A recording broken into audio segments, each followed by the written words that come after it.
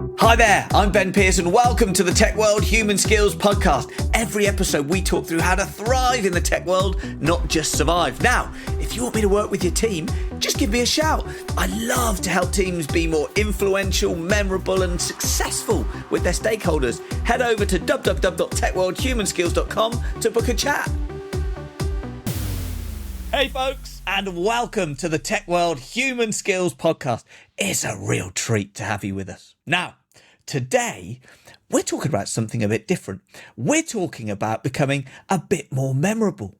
We're talking about why that's important, understanding a bit of the science behind it, and then how to become a little bit less unrememberable. Now, our guest today is a real expert in this area. He's an Olympic silver medalist, best-selling author, keynote speaker, and expert in chronoception. So, please welcome to the podcast, John K. Coyle. John, it is brilliant to have you with us. Thank you for having me, Ben. I'm glad to be here. Well, the pleasure is all ours. Now, maybe a lot of people on this podcast might not have crossed paths with you before. So I wonder, for all our lovely listeners, could you tell us a little bit about your background? Sure. Yeah, I was an average kid growing up in the northeast of the United States, a place called Michigan. But when I was a kid, my father put me on skates at age 2, and age 10, he put me into a speed skating race. And fast forward a few years later, after graduating college, I managed to bring home a silver medal from the Olympics. After that, I went into business for a while, back into consulting. But during that period, in my late 20s, early 30s, I noticed something that we're going to talk a lot about, is that summers kept speeding up. And I wasn't okay with that. But casting about, there were no answers out there as to why time accelerates the older you get. So we're going to delve into how to fix that in today's session. Brilliant. And it's funny because as a kid, the summers, lasted for, went so quickly. As a parent, now I've got kids, the summers last forever. I can't wait to get them back to school. So we're going to be talking, in the intro, I mentioned that you're a bit of an expert in chronoception. Now, as we were talking about this before we got there, I had to, get you to spell that for me. I've never really come across that word at all. So for people that are uneducated like myself, please, could you tell us what the heck we're talking about today? 100%. So first, I'll give you one of the big ideas that will trickle throughout this, which is, just take this for a second, that I'm going to state right now that memories are the currency of time. Money is the currency of financial capital. Memories are the currency of time capital. So we'll circle back to that many times. But what we're talking about today is the way humans experience time. So that's what chronoception means. It's the perceptual time that we have. And, we've all experienced the non-linear nature of this, right? Can't believe that was yesterday, feels like last week. Can't believe that was last week, feels like yesterday. Can't believe that was last year, feels like last week. Can't believe that was last week, feels like last year. You sit down to a long, boring business meeting, and after what seems like 3 hours, you realize 20 minutes has gone by, and a best friend comes in from out of town, and after what seems like 20 minutes, 3 hours has gone by. So the way we experience time is completely nonlinear, and sadly, in the English language, we only have one word for time, which is time, obviously, and it's the most common word in the English language. The Greeks had 2 words from time, and this is going to be a great jumping off point. Chronos, which is the way we use it, clock time, planes, trains, automobiles, and meetings starting at the same time. But they use the word kairos 67% of the time, and that means human time, the way we experience time. It really means chronoception. And specifically, the etymology of that word is when everything happens at once and the trajectory is reset, and it comes from the archer releasing the arrow. And as we delve into this, we'll find out that the relationship between memories and time perception are completely correlated, and that everything that's important in life happens in moments when the trajectory is reset. Okay. Okay, I think we're going to need to expand on this already. You know, for anybody watching on video, you might be getting Ben confused face, as it's like I've gone back to university as we're thinking about this. Right, okay. So what we're kind of saying is the way humans experience time is experience being the important part is very different to the Swiss trains always running on time, the minutes, the seconds. Okay, okay. So why is, and I get it, and I get what you said. Why is that important to us then? Well, it's important because if we pretend that clock time is all that matters, we're going to actually potentially miss out on some of the most important and sacred moments that we experience in life. And second big idea here is that the value of an increment of time is not related to its duration. So the value of an increment of time is not related to its duration. Let me give you an example from sports. So I was in sports, and in my sport, hundreds of seconds determined first from second from third. And if you got fourth, that actually meant nothing, right? So tiny increments of time completely set the trajectory of your future career as an athlete. That's obvious in sports. The non-obvious conclusion that I came to in my 30s was, oh, shoot, that's true in real life. Tiny moments often determine the complete trajectory of your future. You got off at the exit or you didn't. You missed the car accident or you didn't. You took the promotion across town or you didn't. You said yes to the guy or gal or you didn't. She said, I love you, or it didn't, right? Like all of these big life-changing things tend to happen in moments, not months, not years. Might be years and months leading up to them. But our life, when it comes to trajectory-changing kairos, chronoception moments, happen in very short intervals. And there's a brain science behind that we'll get to in a minute. Well, should we get there now? So what's happening then in your brain that means that things speed up, things contract, that there are certain moments that are indelible in your memory, there are other moments that you can't remember ever? You know, what's going on with your brain? So let's talk about the brain for a second. So the hippocampus is your memory writer. Okay. Not important necessarily to remember that, but it sits at the top of your spinal column, sits next to the amygdala. We'll get there in a second. But your hippocampus and my hippocampus is sweeping short-term memory to long-term memory about every 2 to 3 seconds. This is happening for everybody on the planet right now until something exciting happens. We'll get there in a second. So it's storing visuals, auditory, smells, emotions, everything, but it's a large part, 70% visual. Now, what happens is that when things get exciting, the amygdala wakes up next to the hippocampus and says, write faster. So your frame rate goes up to 20 to 30 times per second. So you're writing memories literally 50, 60 times faster than you were before, which means, it's borrowing from movies, when the frame rate goes up, it feels like things are slowing down. So this is why a car crash will feel like it's in slow motion. Why when you're about to ask that girl out for the first time, it's going to feel like it's in slow motion. A lot of the most important memories we're going to have feel like they're in slow motion, and that's because your frame rate has gone up. Now, the amygdala only wakes up for 2 reasons. Never do that again, or always do that again. And bringing it back straight to evolutionary theory. Don't die. Please procreate. Yep. Okay. So the amygdala wakes up to keep you alive and keep you procreating. And so, when you're 8, well, it's awake all the time because everything's new, exciting, scary, fun. First time in the mountains, first time seeing snow, first time to a theme park, first game, first win, first loss, first crush, first breakup. 8-year-olds cry a lot. And so their amygdala is on high alert all the time, and they're writing down memories 60 times faster than your average adult. Now, this is important because everything in life is happening in a moment and then swept to long-term memory. And then happening in a moment, and then swept to long-term memory. And so that's where the Greeks were right, that most often in life, the big, important trajectory-changing things are happening in a moment. And when you can be awake and aware or designed for these moments, we'll get there, you don't experience a lifetime that lasts 50 more years. You can experience a life that lasts 500 more years. Okay, so I guess what you're sort of saying is there's a way that you can maybe turn up that frame rate a bit more often, which makes it feel like life is a bit longer. Yes. And then also which is brilliant, and who doesn't want that? And then also from a as we start to think also about this in a professional context, I'm guessing there's things that we can do that make us a bit more memorable, and that's quite important as well. So to make other people have that kind of frame rate when they're thinking about us. Yes. Well, the first and most important is recognizing that when there are heightened circumstances, good or bad, that is your opportunity to be memorable. If you're in a business and you have a bad client moment, a bad service moment, a bad anything moment, there's a huge opportunity to make that moment memorable in the right way. If you fix that in the right way, you're actually way better off than it never happened in the first place. Okay. Because if everything is safe, comfortable, and routine, the brain is lazy and it's not going to write it down.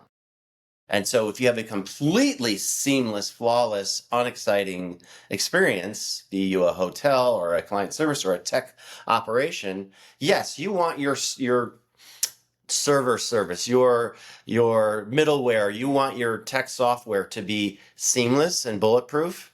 But you also want to design into it something interesting, some unique angle, something that makes it special in some way. And when things go wrong for your clients, move swiftly and aggressively to fix it in a way that leaves them going, yes, these are my people. Okay. Well, should we look firstly, how do I, as an individual, slow down the good bits? Is there something that I can do, you were talking about there, that says, right, well, this is, it makes it feel like I've lived 50 years, not 50 minutes. And Yes. then should we get into the how do we become more memorable to other people? So Yes. how can I do that? How can I slow down and make the bits I want seem longer? Well, we talked about it a little bit, but routine is the enemy of time. If you ever got to the parking garage for your workplace and you don't know how you got there, that's because the brain didn't write it down, right? There's nothing new here. The brain's lazy. It's 3% of your mass, 28% of your calorie burn. So it's like a giant light bulb on top of your head. And the hardest thing it does is write memories. So it's not going to if it doesn't have to, right? Its job really is keep you alive so you can procreate, right? That's its first primary function, at least with the amygdala. So breaking with routine is a really, really important thing. And this is where risk is an important element of life. That's why the adage goes, life begins at the edge of your comfort zone. And so what's really important is to break with routine, not every day, not all the time. You can't live this chaotic life where everything's completely unpredictable. But I try to design 10 moments a year that are interesting, unique, that, they tend to be sometimes stressful. International travel is a perfect example of all this, right? There's going to be something that goes wrong, and it's going to make the story for you. So how do you break with the routine? How do you find some unique angles into life? How do you design these moments for others? We'll get into how to do that in a minute. But, that's really one quick starting place is how do I wake up on the occasion, the amygdala, to write more memories? Okay, like it. Anything that says I've got to plan more holidays, I am a fan of. I think I like it. So maybe then if we start to switch this into that sort of professional world that we were thinking about, being memorable is really important, right? If I've got an important customer and they've got a problem, I want them to think about me. I don't want them to think about my competitor. And if I'm going for a job interview, I want them to remember me as the candidate of choice, not the person that was after me. So how do we start to become more memorable or enforce that on other people? Well, the quote I'm trying to push out there into the internet world is that if you can become first recall, you become first call. Okay. And so the way the brain writes memories, and it's really three important things. Was it written? Was it stored? And can it be recalled? Because all three are important, right? If I didn't write it down, they don't remember you at all. Well, that's not going to work. If they wrote down that I met Ben, but then I can't find it, that requires a good hypnotist. That's not all that useful. So was it written? Was it stored? And is it recalled? That's where you want to be. You want to be written, stored, and recalled. And the brain does that under certain circumstances. And there's really 6 key drivers for that. Okay. And so when it comes to your work, it comes to your job, it comes to other people, you want to design experiences that leverage one of these 6, 2 of these 6. When you get to all 6 of these 6, that's the kind of moments that happen before and after and reset trajectories. But let's go through each one briefly. Is there some risk or uncertainty around this? Now, how do you create that in your day-to-day life? I'm not sure at work. Let me come back to that. But let's talk about with your spouse. Plan a vacation, but don't tell her where you're going. Have her trust you. Yeah. Pack your bags. We're going somewhere for 3 days. You're going to need following a bikini and this, that, and the other thing. That's going to create some risk and uncertainty, but it's going to make it memorable. Uniqueness is the second key driver. So risk and uncertainty is number one. That wakes up the amygdala. Uniqueness is similar to, but different than risk and uncertainty, because you can have a daily job that's risky and uncertain, right? Like, I don't know if I'm getting fired today. Like, that's not unique after some point, right? So is it different? So don't go to the same place you went to on vacation last time with her. Emotional intensity, right? How do I create sort of a perfect moment where time stops? How do I get us into that zone where we're really, really bonding? Physical intensity, not necessarily required, but it can help. Are we still on 3, or is that a fourth one? That's 4. So 4. Risk and uncertainty, uniqueness, emotional intensity, physical intensity, Yeah. beauty, Okay. not tragedy, not trauma. They both work, sadly, here. The amygdala is going to wake up for either one, right? Yeah. So we're designing for a beautiful moment. And I'm going to give you an example here in a second. And then finally, getting into the flow state. Are you familiar with the flow state? I'll define regardless because of your audience. Peak performance zone. This is those points in life where time stops or speeds up or both. Like, where did those 3 hours go? I can't believe that my best friend's been here for 3 hours. It feels like 20 minutes. Or you're working on a spreadsheet because you're good at that. And you're like, oh my goodness, where did the time go? Like, those are moments of flow. And when you're in the flow state, you remember 4 to 5 times more data than when you're not in flow state. You combine that with amygdala-driven 60x returns, and now you're remembering 300 times more data in those moments. Okay. So let me give you an example from one of my clients. Okay. So he wanted to design an experience for his son after listening to this. And so he wanted all 6 of these things. Okay. Right. Because if you get all 6, I mean, that's a moment that there's before and after. Their brains explode. Yes. So his son was going to turn 12. They live in Australia. He's from London. His son had never been to England, but he follows a football club from London since he's 5 years old, wears the jerseys. Dad says, let's go to London, but I'm not telling him. Pack your bags, son. We're going somewhere for your 12th birthday. Kid's like, where are we going? Wait, we're going to London. Why are we going there? When they're on the plane. And then they get off the plane. What are we doing here, Dad?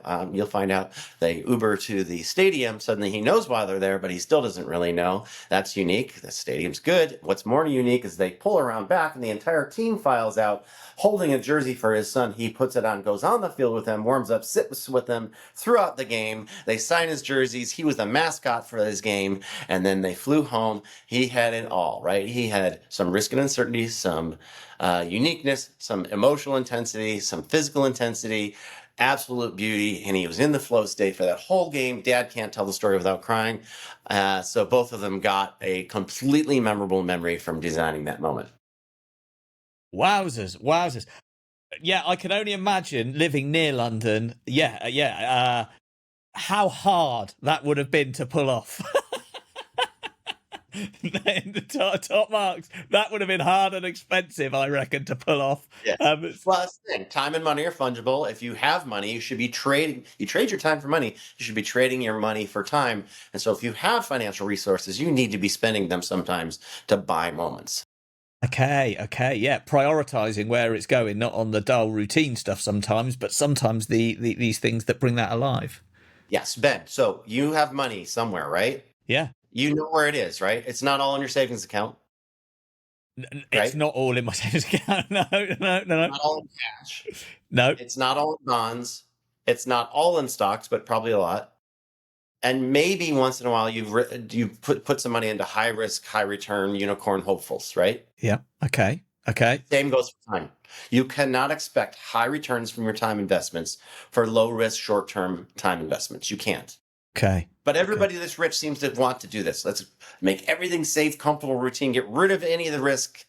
That's not the way it works, right? You have to have some risk to get the returns. And the unicorn moments, those kairos moments, those trajectory those tend to be high risk, right? I'm going to take that new job. I'm going to quit this safe, comfortable income and start this business. I'm going to put on a podcast and God knows if it's going to go anywhere, right? I'm going to write the book. I'm going to, those are the trajectory changing moments where you make a decision to change your future. Archer releases the arrow. Yeah, no, very interesting, very interesting, and it is, and I think about those, those things that you remember most are often, and it's that emotional intensity, isn't it? Those things that you've really been wow and enjoyed, or those things that have been really terrible, or those are often the things that are indelible in your memory, right? Whether you want them to be or not. Right. So if we start then, although I'd love to talk about how I could make my kids' lives the most amazing ever, which would be a different podcast and a good one I'd listen to, but from a professional perspective, then you mentioned that little phrase there, first recall, first call. I think was that that what you said? Yes.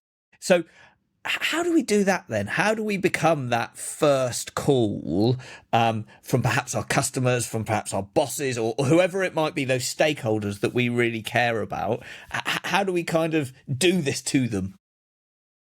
I think it's being highly attuned to the two types of memories we know get hard written, stored, and recalled.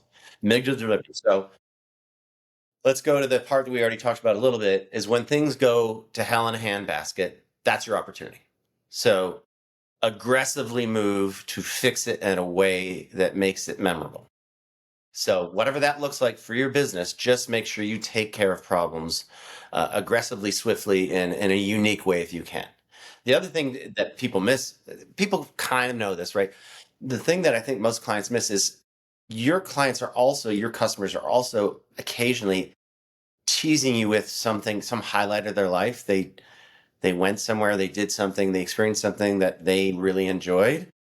And if you make a mental note of that and figure out a way to sort of tackle that, I mean, gifting is one way to do this, but not gifting of the normal send you a bottle of wine or roses. Like, you find your clients going on a cruise, you find out the cruise line name and date, and then you send them a bottle of wine to their cruise ship. Now that's fundamentally different, right? Okay, That's a surprise. That's unique, right? You find out their daughter's going into track and field for long jumping. You happen to stumble upon an article about the art of long jumping and you send it over.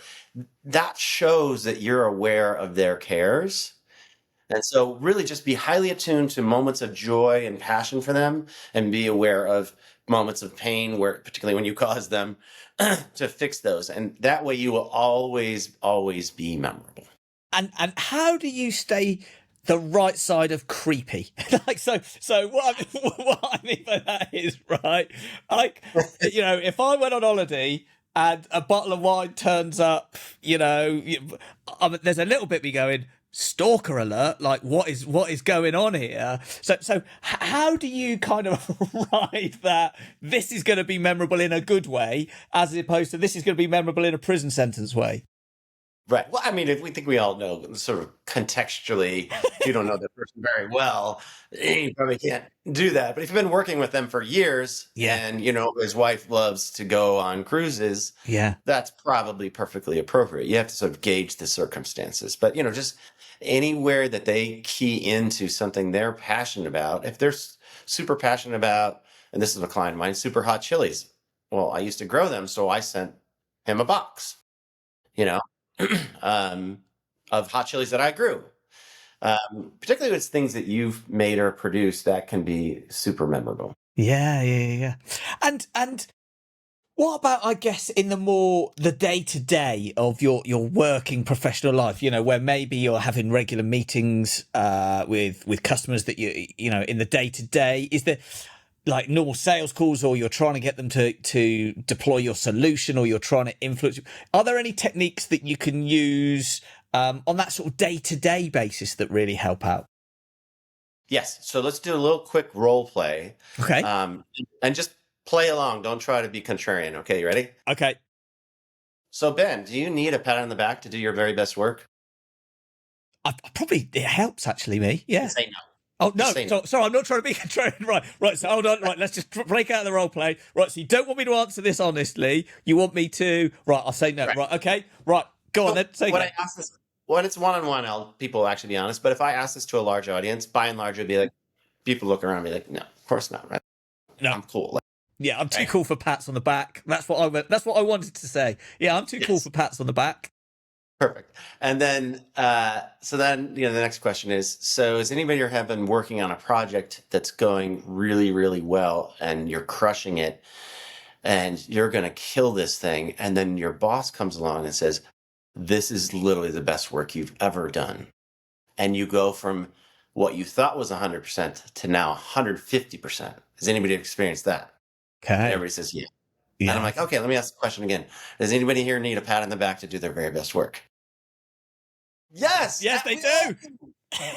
We live on feedback. Like we are human beings. We are inspired by positive feedback. And what tends to happen in most offices is we'll ignore the people high performing to focus on the people screwing up. And you need to do that. But but actually your upside for giving positive feedback to the high performers is potentially much higher than trying to fix those that are screwing up. Okay. So that feedback, that's a great way to add in one of those. Though, yeah. Okay. Now, They are in the flow state. They are in a memory mode. They are probably an amygdala driven. I am so engaged in this. So they're going to remember that. Here's another way to do it. I used to write the way I used to do it. And this gets into the uncertainty risk part is when somebody was really performing well, I would leave them a note unsigned saying, I just noticed how well you're doing on project X and you're really doing X, Y, and Z specific. I have no idea who it's from. And I would see those notes on their desk for years. When they don't know what it's coming from, it can be anybody. So yeah. now they look at everybody in the office different. Yeah.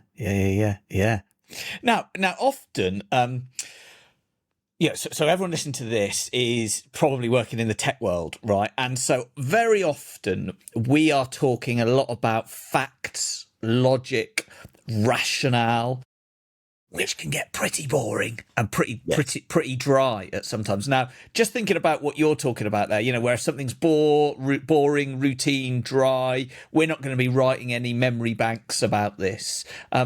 So is there anything we can do when we're sort of working with perhaps some of these more boring or drier or logical, factual things all the time that kind of bring that to life and get that those memory banks writing a bit more? Well, I'll make an analogy I made on stage once. It was right after Hampton Lewis spoke, the F1 driver. Yeah. And so when he's out there driving, there's literally 100 data points that he could be taking in. But between the car, the engineers, the tire people, everybody else that works on the team, they're taking care of 95 of those.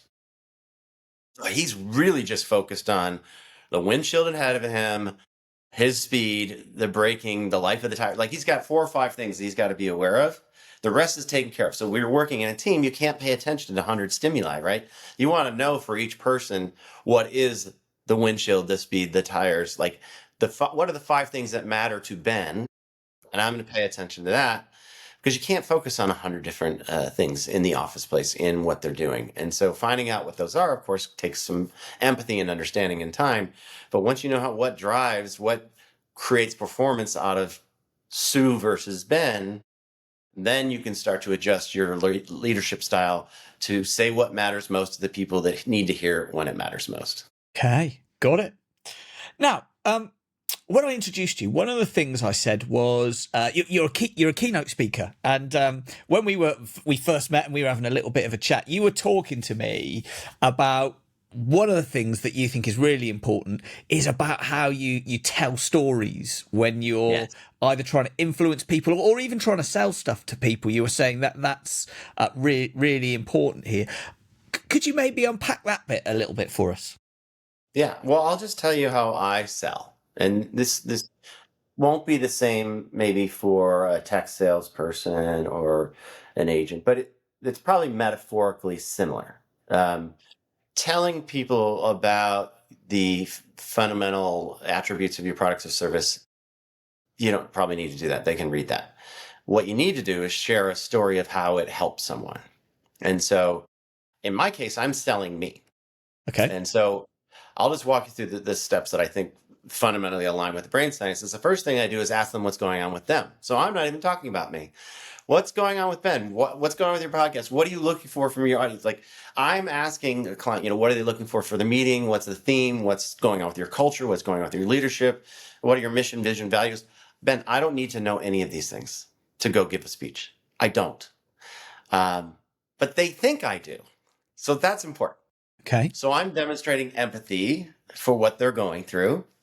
And if you're a good salesperson, you'll know what's going on because, businesses aren't that much different. Clients are not that much different. And so what I do then is I repeat back to them what they just told me in my own words, which I can do because I've sat in a corner office. I've sat in a cubicle. I've worked in tech. Like I've done the thing because the guy that climbed Everest 7 times blind, amazing story, but he cannot empathize with somebody sitting in the corner office drudging away on a spreadsheet for 8 hours necessarily, right? Maybe he can, but so demonstrating empathy, repeating back to them what they heard, and then I do this fun thing called confabulation. Did we talk about this?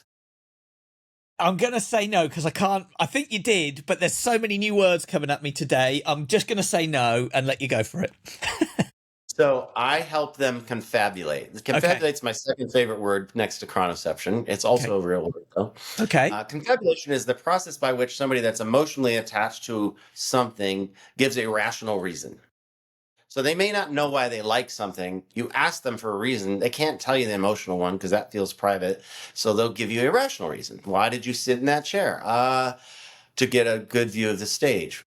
That may or may not be true. Maybe there was a girl sitting across them. Maybe they didn't want their back to the exit. Maybe they don't even know why they did it, right? But they're going to try to give you a rational reason because that seems like what an adult would do. So we finished hearing about their story. That takes about 20 minutes. And then I say, that reminds me of a story I might tell if we work together. Can I tell you the short version now? So I get permission. They say yes every time. I tell them the story. And then I say, do you think this might be a fit with the theme of your meeting or with what your culture, what your leadership's going on, what your CEO is asking for? This is when they confabulate. They're emotionally attached to that story. It's an emotional story. And now they have to come up for reasons that they can justify this to the people that are going to pay the bill for me. So they confabulate and they say, oh, it's a perfect fit with our theme, or it's right along with our mission, or that's what our CEO is looking for. And they say, we're going to go and sell this up. We're going to go down swinging for you, John. Because they've just given the reasons that they're going to use to justify the expense that are rational because they can't say, it was a good story. I really liked the story. I felt emotional about the story. They can't use those reasons. So confabulation gives you the rational reasons to justify the expense. And so that's how they hire me in. It works 95% of the time. I pretty much always close. And so what you're saying there is actually people always do what they emotionally want to do, not what 100%. they logically, rationally need to do. Behavioral psychology will tell us that people will nod and smile all day with their rational mind and do nothing. Emotions 100% drive human behavior. So unless you grip people emotionally, they're not going to change their behavior. They're not going to buy. They're not going to do any of the things you need them to do. So you need to get the rational part out of the way, because if it doesn't like what you're saying, if it doesn't believe what you're saying, well, then it's going to shut down and it won't even let you into the back part of your brain. Yeah. So you have to sort of empathize and demonstrate knowledge, and then you tell the story. Okay. May I tell the story that I would tell most often? Yeah, and please, this really it sounds like the magic story. I think I need it in my life.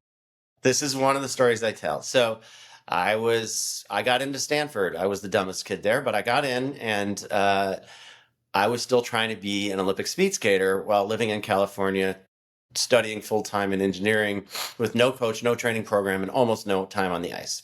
But I still managed to get 12th place in the world in the sport of speed skating my senior year. So I graduated, and now I've got all the time in the world to train with the best in the world at the Olympic Training Center. And so I move in, and I'm sure I'm going from 12th to 6th to 1st. But they put me on a program of fixing my weaknesses, which turns out are many and varied. And I went from 12th to 34th to not even making the U.S. team So 2 years later. Yeah. Finishing 30th in the U.S. trials I had won 2 years prior. So at this point, I'm ready to quit. But I started thinking about, maybe this training program doesn't work for me. Maybe I needed to design a program for my strengths. And so I quit the team, not the sport, doubled down on my strengths, which is anaerobic power, sprints, and jumps, did all that, did the stuff I liked to do, I was good at for the next year, showed up to the exact same meet, same structure, same everything in a sport where hundreds of seconds determined first from second. My first race back, I broke the US record by 5 seconds. I broke the world record by over a second. I went on to set every single US record back to back, and then went on to win a silver medal, which is all to say that when you have trouble, if you're solving a problem and you don't see progress, you're probably solving the wrong problem. So you need to back up, get perspective, and solve the problem differently. And this applies to business, personal life, you name it in life. Every time you're stuck, you're probably solving the wrong problem. Okay. And so that's the story that you might tell to somebody when I tell them, and I ask them to confabulate. Do you think this is a fit with your mission? More often than it's not. It's like overcoming obstacles, or winning, or adapting, or fixing the wrong problem. Innovating under pressure, right? Like, these are all the themes for every company. They think they're unique, but every company has pretty much the same challenges and pressures, and so they all have similar themes, and it pretty much always works. I have a couple other stories, but that's probably the one I tell most often. And so now they're emotionally hitched, right? And now they're going to rationally give a reason to their boss why they need to bring me in. And so not only that, they've written their business justification for you, they're emotionally hitched, and then going back to the bit that you were talking about, Chronoception, earlier, because they've been emotionally engaged, you've got one of those 6 things going there. So they're more likely to be, you're more likely to be the first recall. So if there were a number of people pitching, because of that emotional engagement, you're 100%. More likely to be emotionally connected to them, which means you're more likely to persuade them, influence them, win the deal, whatever it might be. Absolutely. If the next guy is the world's leading economist, rationally, he's a better choice, at least in terms of expertise. So it's riskier to pitch me, but they're emotionally engaged with me. And so they're going to remember me much more than the guy that droned on about some economic commerce rules and regulations. And so that's how I beat people like that again and again, because they've got a story, they're emotionally hitched, their brain has written it down and made it highly recallable, and so first recall becomes first call, and I get the first call pretty much all the time. Very interesting. Now, I've just glanced at the clock, and time is rapidly escaping us. Can you believe it? So shall we wrap up? For everybody that's been listening, or maybe, heaven forbid, even zoned out whilst we were talking, what would be your key takeaways from this episode? I'll give them to you, I think, in order. First is recognizing that the nature of time is not linear, the way we experience it, that we experience human time, not clock time. The second is that the adage is so true. Life begins at the edge of your comfort zone. If you're not taking some risks in your life, doesn't have to be every day, but occasionally, then you're not living the way that you can in terms of creating memories. When you have choices in life, choose the one that makes the best story, not the one that's the most difficult or the funnest. Just choose the one that's going to make the best story. Time and money are fungible. You trade your time for money every day. There comes a point in your career where you really think hard about how you're investing your time and how do you trade your money back for time. And finally, memories are the currency of time. If you're not investing your time into creating memories using those 6 key drivers, well, you might just lose a decade here and there. Because nothing will be written down and life will accelerate. And the next thing you know, the bell is tolling, the fat lady's singing, you're at the end, and you missed the opportunity to create a long, extensive, memorable life for yourself and for others. Brilliant. It really fascinating. As I sort of reflect on what we've been talking about for the last half an hour. So firstly, these new languages, new words, chronoception. So that, I'll take it away. Let me try and get this again. Confabulation or conflabulation? Confabulation. No. Confabulation. So love it. And what I've really liked is thinking about, well, actually, from my personal life, I want this life full of memories. So what can I do for that? And then also thinking about how can I apply that to others so that I can be a bit more successful in what I'm doing in my everyday. When I am working and it is routine, what can I do to try and get some of those things, like add risk and uncertainty and uniqueness and emotional intensity and all of that kind of stuff. So Absolutely fantastic, really fascinating. So thank you so much, John, for sharing with that. Now, just in terms of, I guess, like if people have been interested in the things that you've been saying, where can people go to connect with you or find out a bit more about what you're talking about? Yeah, it's super easy. I have a blog, YouTube channel, but all of it's found on my website, johnkcoyle.com. johnkcoyle.com. So I'll pop that in the show notes so that everybody can make sure they get the right link as well if they want. So final thing for me to say is, John, it has been an absolute pleasure. It has been fascinating. So thank you so much for spending the time with us. Thank you, Ben. It was fun. Don't go yet.